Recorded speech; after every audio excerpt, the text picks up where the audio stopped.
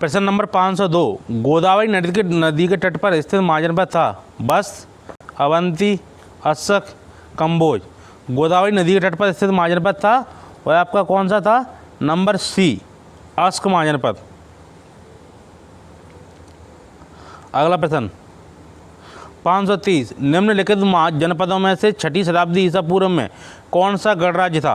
अंग, कौशल, मगध, वज्य। तो निम्नलिखित जनपदों में से 6ठी शताब्दी ईसा पूर्व में कौन सा गणराज्य था? वह था आपका नंबर डी, वज्य।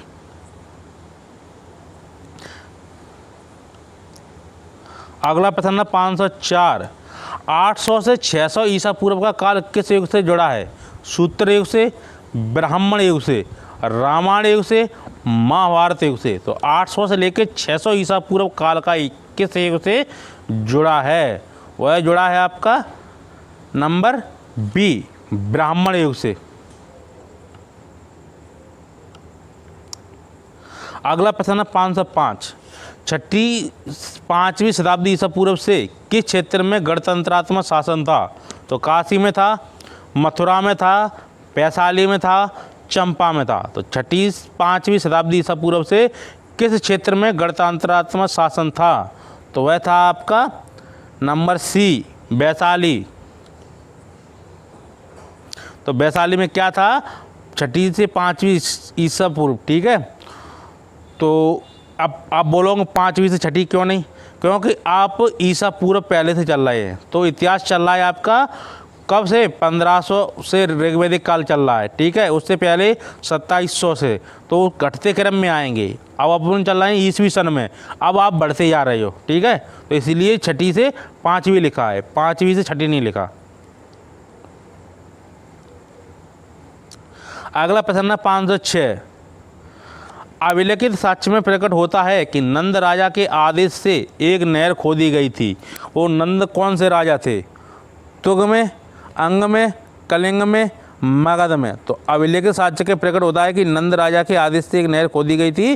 तो नंद राजा किस में थे? तो वह थे आपके नंबर सी, कलिंग में।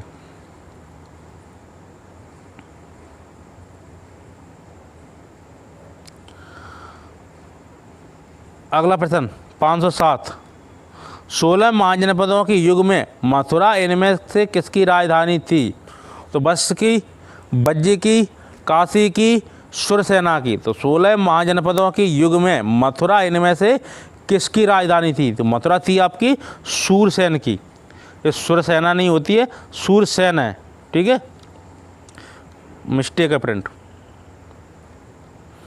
तो मथुरा सूरसेन की राजधानी थी। अगला प्रश्न है 508, किस युग में ब्राह्मण क्षत्रियों की तुलना में हीन माने जाते थे?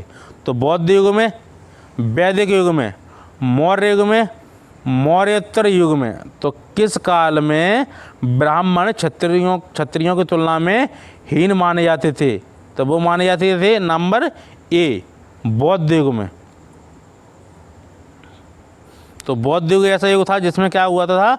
ब्राह्मण से श्रेष्ठ क्षत्रियों को माना गया है।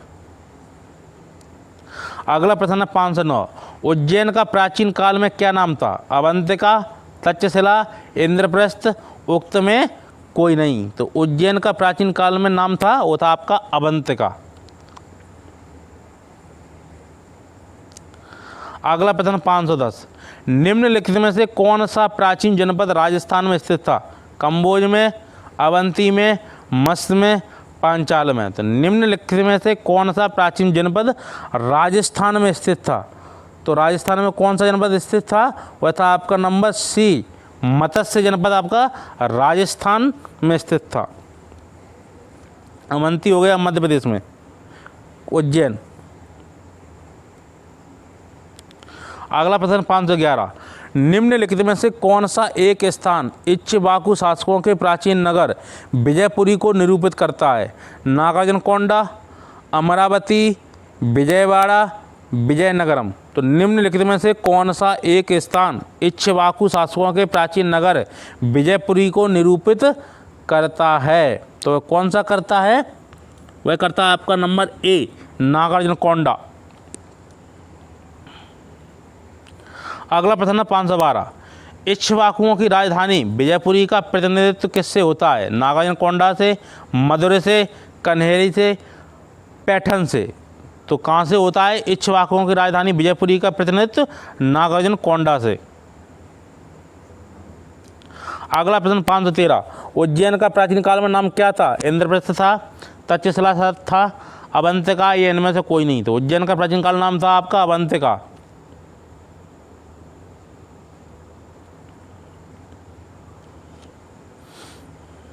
अगला प्रश्न 514, महिष्मती नगर किस महाजनपद में स्थित था? अवंती में, असमक में, मत्स्य में या बस्स में? तो महिष्मती नगर किस महाजनपद में स्थित था? वह था आपका नंबर ए, अवंती में। अगला प्रश्न 515, कलिंग नरेश खारवेल किस वंश से संबंधित था? कदम से, चेदी से, हर्यक से, कलिंग से? तो कलिंग नरेश खारवेल किस वंश से संबंधित था? तो खारवेल था आपका चेदी वंश से, बी। तो कलिंग नरेश खारवेल किस वंश से संबंध था? वो था आपका चेदी वंश से, चेदी हो गया। अगला प्रश्न है 516, पंचमार्क सिक्कों के चिन्हों की विशद व्याख्या निम्नांकित ने की है? रोमिला थापन ने, डी कौशाम्बी ने, रेपसन ने, बी चट्टोपाध्याय ने। तो प्रश्न क्या है आपका 516, पंचमार्क सिक्कों के चिन्हों की विशद व्याख्या निम्नांकित ने की थी। तो किसने की थी? वो की थी आपकी नंबर सी, रेपसन ने। तो रेपसन ने क्या किया था? पंचमार्क सिक्कों के चिन्हों की विशद व्याख्या की थी।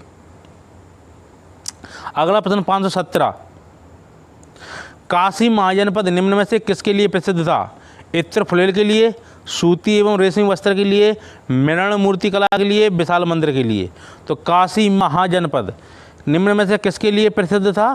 तो वह था आपका नंबर बी, सूती एवं रेशमी वस्त्र मिलते थे। किसमें? काशी महाजनपद में। अगला प्रश्न 518, उदयन वासवदत्ता की दंतकथा संबंधित है? मथुरा से, उज्जैन से, महिष्मती से, कौशाम्बी से? तो उदयन वासवदत्ता की जो दंतकथा थी, उदयन और उसकी प्रेमिका कौन? वासवदत्ता की दंतकथा संबंधित है। कहाँ से संबंधित है आपकी? कौशाम्बी से, डी। अगला प्रश्न 519, प्राचीन भारत में अच्छे घोड़ों के लिए निम्नलिखित में से कौन सा स्थान प्रसिद्ध था? कलिंग, कच्छ, कंबोज, कान्यकुब्ज? तो 519 का क्या है आंसर? वह आपका सी, कंबोज। प्राचीन भारत में अच्छे घोड़ों के लिए निम्नलिखित में से कौन सा स्थान प्रसिद्ध था? वह था आपका कंबोज। अगला प्रश्न 520, प्राचीन पुष्कलावती का समीकरण किसके साथ किया गया है? चार सद्दा के, बलख, हड्डा, सिरकप? तो प्राचीन पुष्कलावती का समीकरण किसके साथ किया गया है? वह किया गया आपका नंबर ए, चार सद्दा। तो प्राचीन पुष्कलावती का समीकरण किसके साथ किया गया है? वो किया गया था आपका चार सद्दा। अगला प्रश्न 521, धर्मशास्त्रों में भू राजस्व की दर क्या है? 4-1, 3-1, 6-1, 8-1? तो धर्मशास्त्रों में भू राजस्व की दर क्या है? वह थी आपकी 6-1, यानी कि छठवां हिस्सा किसका था? होता था किसान का, और एक हिस्सा किसका होता था? राज्य का। लेकिन जब मुस्लिम आक्रमणकारी भारत में आए तब किसानों की स्थिति ज़्यादा दयनीय हो गई। उन्होंने बहुत कम किसानों को रहने दिया और अपने पास अधिकतर ले लिया। तो सबसे बढ़िया दर थी वो थी आपकी महाजनपद काल में। वो कितना था? छठवां हिस्सा किसान रखता था उपज का, और कर के रूप में एक हिस्सा राजाओं को जाता था। अगला प्रश्न 522, मगध में नंद वंश का संस्थापक कौन था? धनानंद, महापद्मनंद, नंदीवर्धन, महानंदन? तो मगध में नंद वंश का संस्थापक कौन था? वह था आपका नंबर बी, महापद्मनंद ने क्या किया था? नंद वंश का नंद वंश की स्थापना की थी।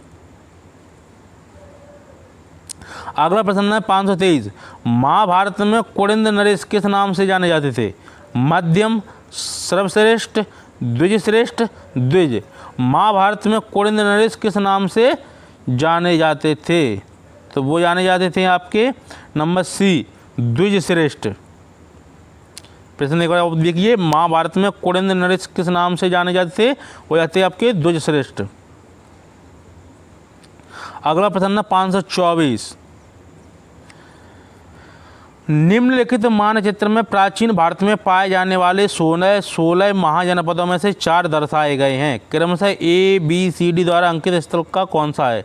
चलो, ये IAS का प्रश्न था, इसमें एक चित्र दिया गया था, उसमें ABCD करके रखा था और उसमें डॉट डॉट थी और उसमें बताना था कि कौन सा राज्य किस अवस्था में, दक्षिण में, पूरब में, पश्चिम में, उत्तर में, किस में है। ठीक है, तो इसका आंसर सी था, मत्स्य, अवंती, वत्संग। चलो, यहाँ तो आपको क्लियर नहीं होगा ये प्रश्न क्योंकि चित्र अपने पास है नहीं। अगला प्रश्न 525, भारतीय इतिहास में द्वितीय शहरीकरण के नगर प्रमुखतः गंगा घाटी में अवस्थित हैं। कथन 1। अब कथन 2, उच्च लो तकनीक जो कृषि अधिशेष को सुनिश्चित करती है, शहरीकरण की किस प्रक्रिया के लिए नैमित्तिक है? तो कूट क्या है? केवल कथन 2 सत्य है, केवल कथन 1 सत्य है, दोनों कथन सत्य हैं, दोनों कथन असत्य हैं। तो आपका आंसर क्या है? दोनों कथन सत्य है। तो भारतीय इतिहास में द्वितीय शहरीकरण के नगर प्रमुखतः गंगा घाटी में अवस्थित हैं, तो ये बिल्कुल सही है। नंबर 2 कथन क्या है? उच्च लो तकनीक जो कृषि अधिशेष को सुनिश्चित करती है, शहरीकरण की किस प्रक्रिया के लिए नियमित